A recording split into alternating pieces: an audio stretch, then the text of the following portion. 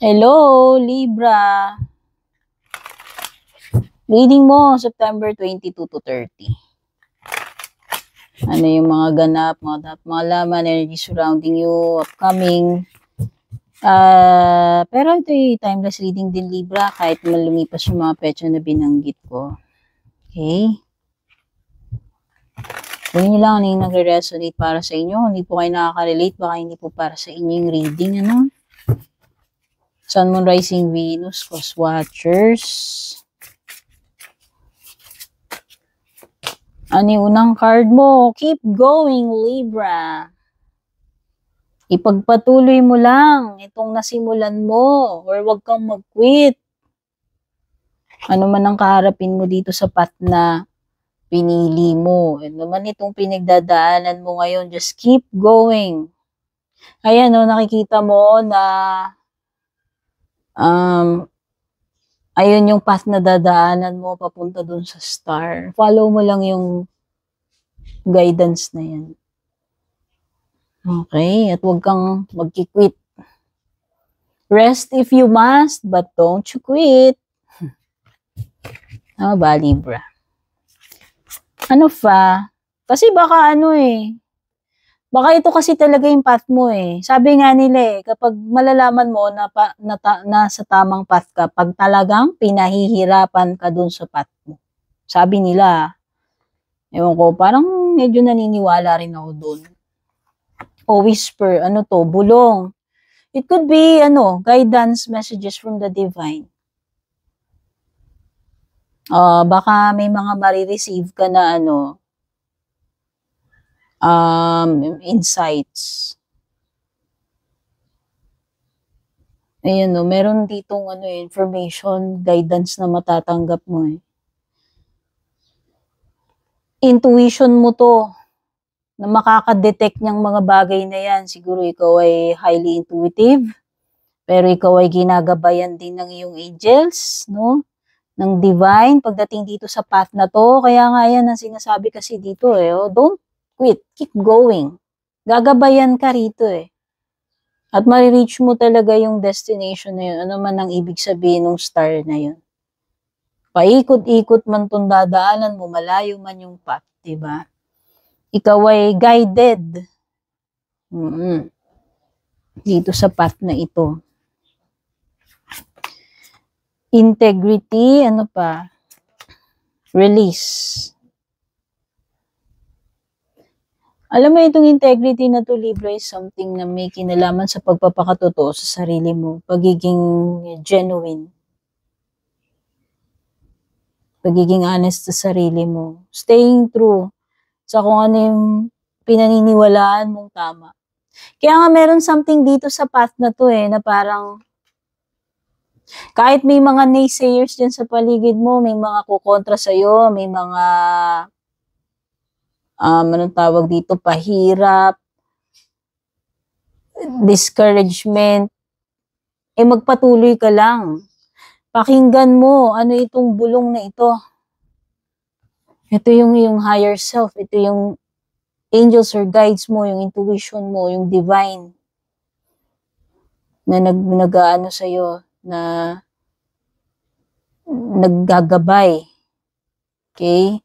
So, kailangan mong magpakatatag, kailangan mong magpakatotoo sa pinaniniwalaan mo and mag-stick ka dyan. Just keep going. Marami mang pupukol sa iyo pagdating dito sa path na to. As long as itong path na to ay sa kabutihan, wala kang naargabyado, nilalabag dun sa 10 utos siguro, Siguro yun na lang yung pinaka-guideline natin dito. Okay? Meron ditong something about your integrity.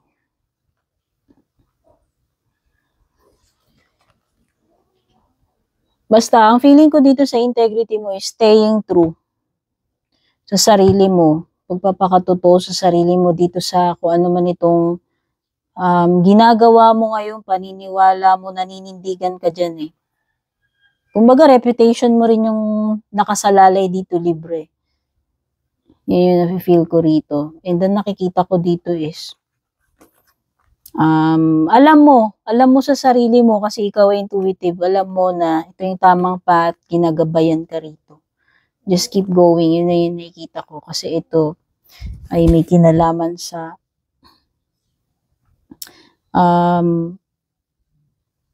kung ano ka talaga, no, may ko mahirap i-explain. So may pwedeng something na related sa spiritual mo rin to, Libra. Parang kanina kay Gemini. Medyo kakaiba rin yung reading niya. Siguro yung mga air signs ngayon, meron something na transformational when it comes to spirituality. Okay? So, for sure, hindi lahat makaka-relate dyan, no? May mga nakaka-relate, mag-comment kayo. At saka meron ka something na i-release eh. Isa-sacrifice dito, Libra eh. Para ma-achieve mo itong highest self mo. Lalim to, Libra. This is something about spirituality na nasisense ko. By the way, Libra rin kasi ko, kaya ako nakaka-relate. Baka yung energy ko rin yung iba rito, no? So yun, nakikita ko rito, may mga bagay ka na dapat i-release na, Libra, kasi parang nagkakaroon ng realignment sa iyo.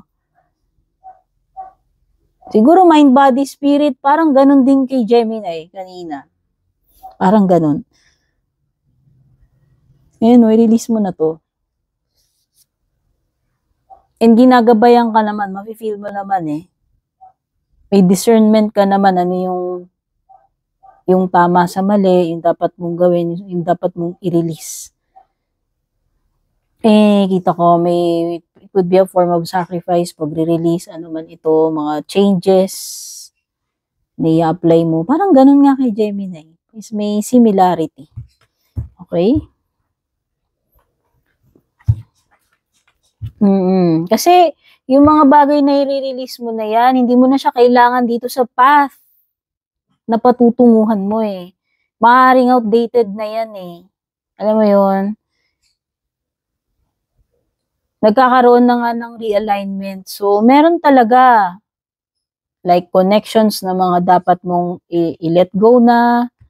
Kung hindi man mga connection, ibang bagay. No? Hindi lang about connections mo yan. Meron ka talaga mga i-release. By the way, malapit na yung Libra season. Malapit na yung ano tawag doon, yung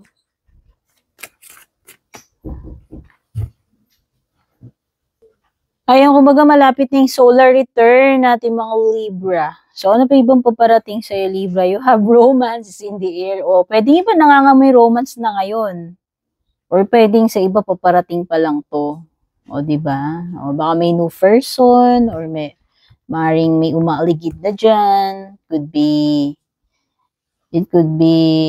yung iba pwedeng rekindling, no? Pwedeng may mamimit pa lang kayo. Oh, Mountain Road, Libra, parang ito siya. Kita mo yan? Mahirap itong path na pinagdadaanan mo, Libra. Believe me, kapag ka nakumpleto mo to, ikaw ay upgraded version na. Na nafe-feel ko nga dun sa spiritual mo eh. Pero yung iba pwedeng sa iba rin. Meron kasing sinasabi dito, yan, mahirap po, nakikita mo yung pagdadaanan mo na yung mountain road, di ba? Mabangin, matarik, pwedeng slippery, pwedeng may mga landslide, basta mahirap yung path. Pero yun yung tamang path. Yun yung sinasabi dito na keep going kahit gaano kahirap. Kasi malapit mo na palang ma-achieve yung success mo, Libra. Malapit mo nang maabot yung peak. Summit pala. Ito rin ito, iba naman, globe naman kasi siya. Okay? Yun na yung place mo. Sa spiritual man yan, or place mo dito sa mundo, o kung ano man. Basta malapit mo nang ma-achieve yan. Malapit mo nang marating yan, makompleto. At sabi ko nga, yung iba dito, pwedeng may kinalaman siya sa spiritual alignment ninyo. Spiritual leveling up yan, Libra. Merong gavel dito. May mga legal matters, Libra. Ano to? Mga documents ba to? Or maybe involvement with the law. Ano bang inyong profession? Nasa, ano ba kayo? Sa korte? Ando ba kayo sa side ng mga may kinalaman sa batas? O baka lawyer ka, ganyan-ganyan. Or maybe kakailanganin mo ng tulong ng lawyer. Or may mga legal matters to come, legal process na dadaanan, no? Basta dadaan siya sa tamang proseso, sa legal na proseso, kung ano man ito. Bagay na tinutukoy ng gavel na yan, Libra, na paparating sa iyo. Ano? Ay, bread! Ang ganda! Ito ay period ng abundance saka prosperity, Libra. Ayan na yung mga grasya, ayan na yung mga blessings na inaabangan mo, Libra. Parating na yan. Check natin yung sa love life mo. Ano?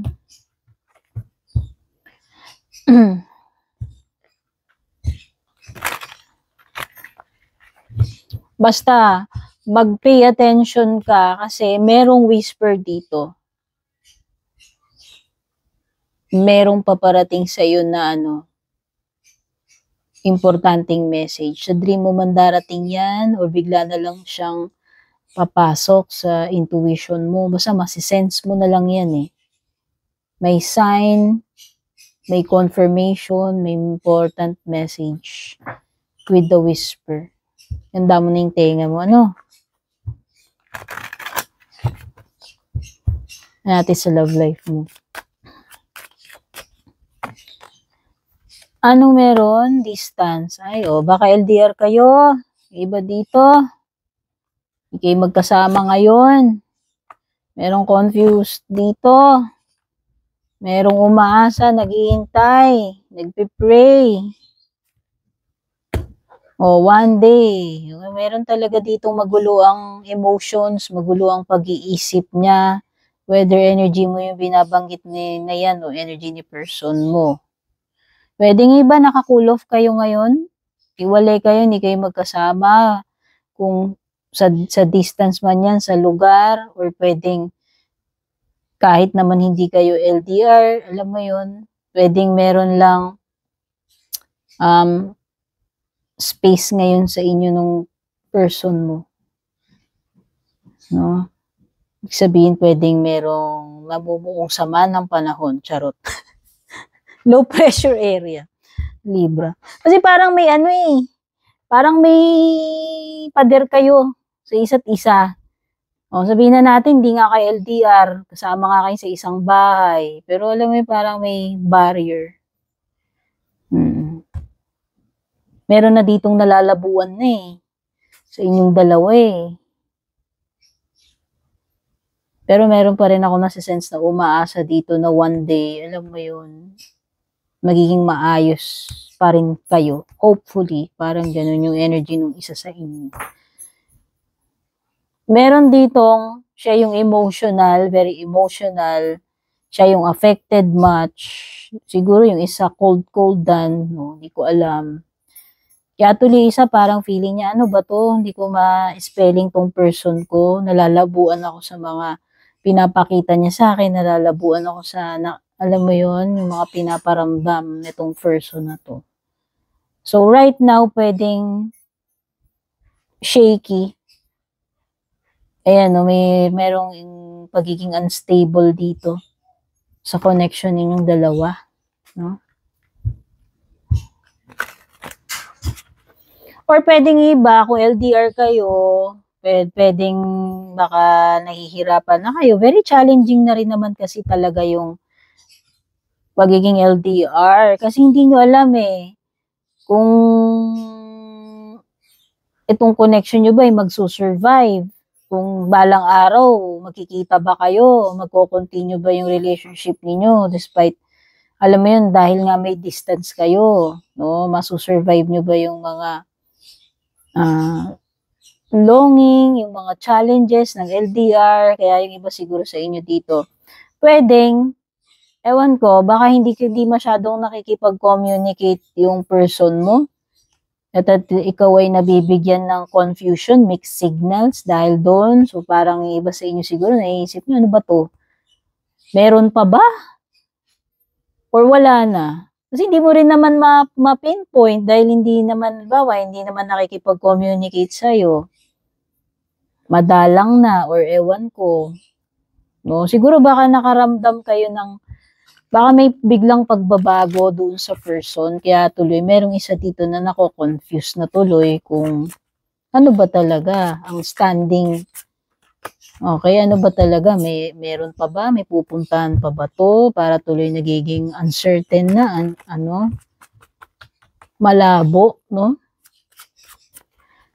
Tapos nagiging bugnutin, emotional kasi, di ba? Okay. So, yun lang. Yun mga nasa-sense ko dito. No, pero hopeful pa rin na one day na, baka mag-ano naman to. Baka lilipas din and eventually magiging okay kayo uli hanggang sa time na magkita kayo, maging magkasama kayo nitong LDR mo. Okay? Pwedeng yung iba yun ang scenario sa inyo.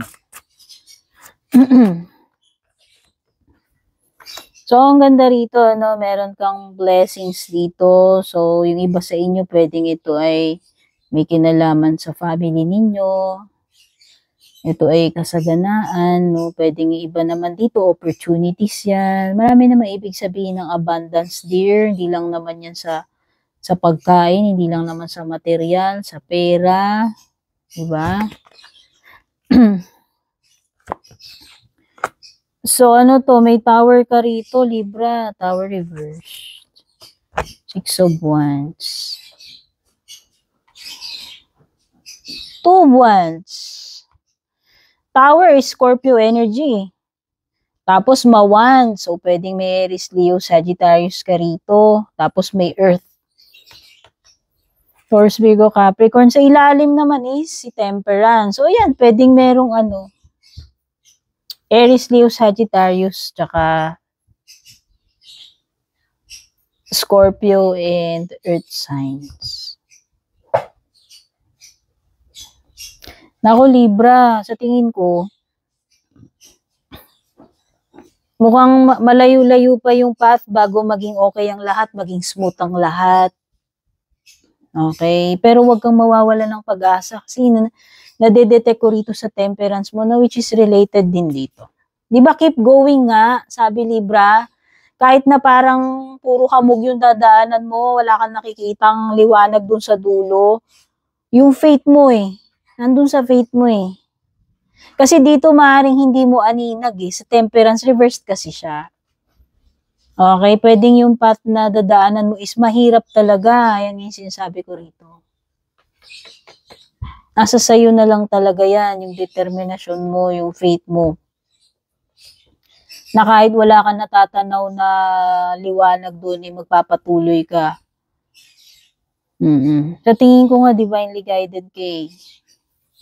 Sa tingin ko yan, yung iba rito, pwedeng halimbawa, nagiging mahirap pa yung path sa career ninyo, sa kabuhayan, sa kaperahan ninyo, or sa family ninyo, or sa sarili mo, kung ano man ito pinagdadaanan mo, Some of you, pwedeng may kinalaman din sa health ito So, medyo mahaba-haba yung path na yun, Libra, at hindi ko sinasabing magiging madali ito para sa'yo. Kailangan mong triplihin yung patience mo. By the way, Temperance is about pagiging patient. Temperance nga, di ba? Hanggang saan yung may endure mo Okay? Libra, mahirap man yung path. Nire-remind nung dalawang card mo dito na hindi dapat mawala yung faith mo, na dapat kang magpatuloy pa rin dyan. Ano man yung tinutukoy na yan. Iba rito kung nag-expect kayo na magiging maayos na yung mga conflict, samaan ng loob, away-away, mukhang hindi pa rin. Mukhang hindi pa ngayon, Libra. Hindi ko sinasabi, hindi ko tinutuldukan na hindi na. Wala akong sinasabing ganun. Hindi pa. Hindi pa ito magiging peaceful sa ngayon. Hindi pa magiging smooth yung road. Yun lang yung mga nakikita ko rito. Sabihin tuloy ang laban pa rin. No?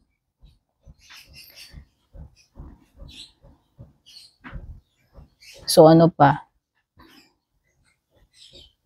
Meron talagang something dito na unstable with the o yung 'di ba lumitaw sa love life mo kanina may pagiging unstable. Pero hindi ko lang alam kung sa ibang bagay din. O baka mamaya sa career nyo pala yan, sa kabuhayan nyo, sa financial ninyo, baka nandun kayo sa mahirap na path ngayon sa buhay ninyo, sa pamilya ninyo. Kung bawa meron kayong mga financial crisis na pinagdadaanan, health crisis, could be anything, Libra ha, general reading ito. So nakikita ko lang dito may mga bagay na siguro hindi ganun ka stable eh. And pentacles yan, pwedeng sa material din yung iba dito or sa pera eh. Pero nakikita ko naman kasi may darating sa iyong blessings. Ayan prosperity, abundance. So maging patient ka lang. Ayan, siguro sinasabi sa'yo, huwag ka basta-basta bibitaw. Pagpatuloy mo lang yung ginagawa mo. No? Don't lose faith, Libra. Okay? Kasi darating din yung period ng kasaganaan, prosperity. Yung period ng makakaluwag. Yun din naman ang na-feel ko rito sa temperance mo eh. Okay? O ayan nakikita ko, 6 of Wands. Huwag kang mag-alala, magsasucess ka. Sumakses. Magsasucceed ka, Libre. Gaano man kahirap itong dadaanan mo, di ba? Kaya nga sabi, rest if you must, but don't quit. O, anong sabi ni 6 of Wands sa'yo? I am proud of what I achieve and I accept my rewards. Diba? Darating yung mga rewards. Huwag ka masyadong huwag ka muna mag-panic dyan, Libra. Okay? Tigasan mo lang yung kalooban mo at ikaw ay maging patient. Diba? Ito na yung 6 of Wands, di ba? Ito na yung fame, glory, success na deserve mo. Ito na yung spotlight mo. Ito na yung big break. Okay, ito yung warrior na nakasakay sa kabayo at umuwi siya, nag-cheer yung mga tao dun sa paligid niya. Ito ay victorious return mo, Libra. By the way, malapit na yung solar return. O, diba? Malay mo. Malay mo naman bago matapos itong September, earliest dyan. Okay? Pero timeless kasi ito eh. Mag-i-stretch ito sa kahit kailan. Okay, Libra, nakikita ko rito.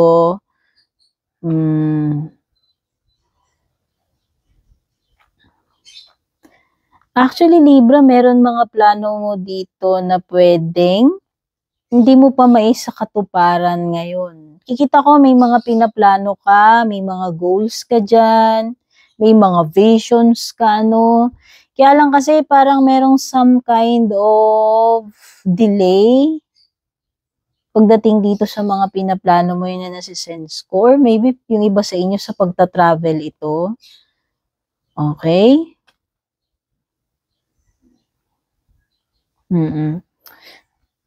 Basta lang, mag-stick ka pa rin doon sa goals mo, Libra. Hindi naman ibig sabihin na hindi mo nagawa ito ngayon, hindi mo nasimulan, hindi naging successful ngayon, forever na gano'n. Kasi parang ang sinasabi dito, mag-focus ka, mag-stick ka lang dyan kahit sabihin mong may postponement or delay. Okay, kung ano man yung tinutukoy dito, sa career mo man yan, or kung saan. Libra, meron ka talaga mga dapat i-surrender. Hinanag ka nung card mo, may release ka tsaka Tower. Baka kasi iba sa inyo, Libra, real talk, baka meron kayong mga bagay na nahihirapan kayong pakawalan eh. Ano ba to? Mga bagay, situation, connection, hindi ko alam sa inyo, kayo nakakaalam mo. Alam mo, mag-trust ka lang dito, nafe-feel ko dun sa Tower. Hayaan mong mangyari to, wag mong pigilan, wag mong labanan tong tower na to, Libra. Ito yung makakapagpabago ng lahat sa'yo. Ito na yun eh. Try mo i-release yan. Don't resist. Kung ano man change ang dala-dala netong tower na to, ito na yung realignment, restructuring na kailangan mo. Sa spiritual mo man yan, sa romantic connection mo man yan, sa financial mo, sa career mo, hindi ko alam sa'yo, Libra. Pero, kailangan mo i-embrace itong tower moment na ito at i-surrender na yung dapat mong i-surrender para matanggal yung blockage, masimulan na yung panibagong paparating sa'yo na maganda. Makapag-move forward ka na, makausad ka na, mag-advance ka na. Okay? So, ano yung pinaka-advice for you, Libra? Wow, 9 of Pentacles.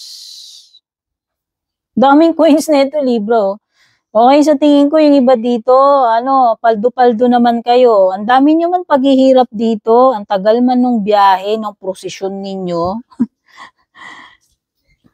Meron ka mapapala rito, Libra. Nakita mo yan? Ang dami mong pentacles dyan. Ito ay resulta eh. Si Pentacles is suit ng resulta. Yung nakakawakan, no? Tangible ba? So, meron. Hindi mapuput in vain, masasayang yung mga sacrifices mo rito, yung mahirap na pinagdaanan mo. Ma-achieve mo tong mga to. Ito nakikita ko mga rewards yan. Material man ito, pera o ano man tong rewards na paparating sa'yo, ito ay dahil sa hindi ka nag-quit. No, yan. Kung may tiyaga, may nilaga, Libra. Basta wag ka lang mag-quit, mawalan ng faith dito. Okay? And darating din yung time, Libra, na mababawi mo rin yung mga time paghihirap na ipinuhunan mo rito, especially kung halimbawa, may mga sinacrifice ka sa sarili mo, na-deprive mo yung sarili mo sa time, etc. Darating din yung time na makakaginhawa ka, makakaluwag ka, and yun na yung time na magiging proud ka sa sarili mo. At finally, magkakaroon ka na ng time sa sarili mo, may bibigay mo na sa sarili mo yung deserve mo na na-deprive ka before. Dahil nga ang dami mong sacrifices na kailangan gawin at yung mga bagay na dapat mong i-prioritize nung una. Okay, Libra. So, yan yung mga na-pick up ko energies for you. Sana makatulong sa'yo to. At kung nakarelate ka man, nakaresonate ka dyan, paiwan na lang ako ng like, pa-comment, pa-share na rin. Pa-like, follow, subscribe na rin kung bago ka rito. And by the way, kung interesado ka sa private reading ko, nakalagay naman sa description dyan palagi kung saan pupunta. Siyempre, doon sa nag-iisa at official na page ko doon sa Blue App. Purple tin yung may check sa kanan, yun ang legit. Kapag meron na God friend sa inyo, nag-message sa Blue App, sa Black App, hindi ako yun. Yun yung mga panggap na aketch. Okay, kayo yung mag-PM sa akin kung balak nyo mag-inquire, mag-book ng private readings. Yun lang. God bless, babush.